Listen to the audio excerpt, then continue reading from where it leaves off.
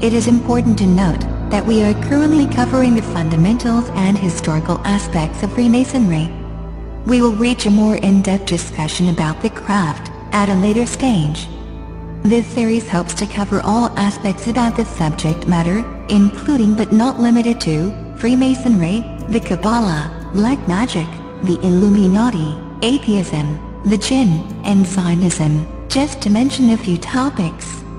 I do hope that you will be patient and focused, to be able to see the bigger picture, that I hope to be able to illustrate towards the conclusion of this series. With God's blessings, let us continue.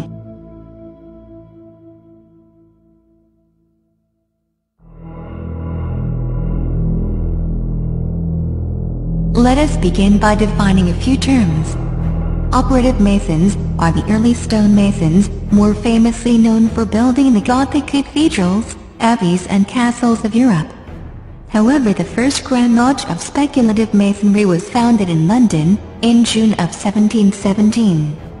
The Freemasons began to accept what is known as Speculative Masons, or in other words, ordinary people, who did not possess any of the stonemasons' knowledge, or building construction abilities.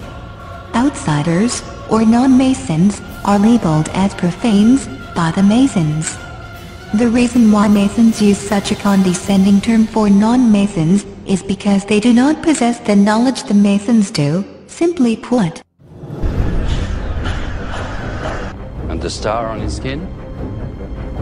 Pinnacle. And its meaning? The pinnacle is a pagan religious icon. Devil worship.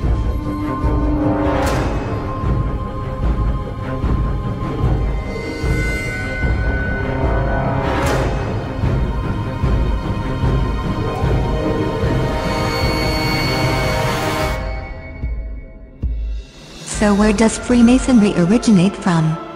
In the Cook manuscript of 1410, one of the oldest known texts which deals with Freemasonry, we read that, at the time of the construction of the Temple of Solomon, begun by King David, Solomon employed 24,000 Masons, and Solomon confirmed the rights which his father David had bestowed upon the Masons.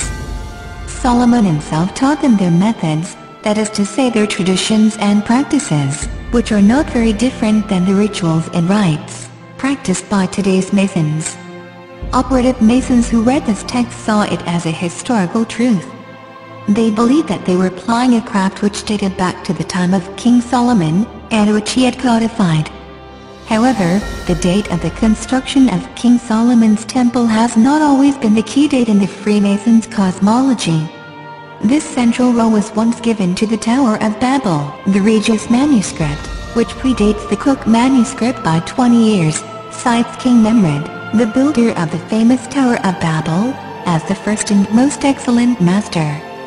He it was, and not King Solomon, who gave the Masons their first charge, or in other words, their first rites, rituals, and practices. Masonic text known as the Thistle manuscript of 1756 says that King Nimrod created the Masons and gave them their signs and terms so that they could distinguish themselves from other people, or the profanes. It was the first time that the Masons were organized as a craft. It was during the early years of the 18th century that Freemasonry stopped seeing its origins in the Tower of Babel, and that King Solomon alone was considered the first Grand Master. The 18th century Masonic texts shed light on the ideas and attitudes at the time of the shift from operative Masonry to speculative Masonry. These texts are called the early catechisms.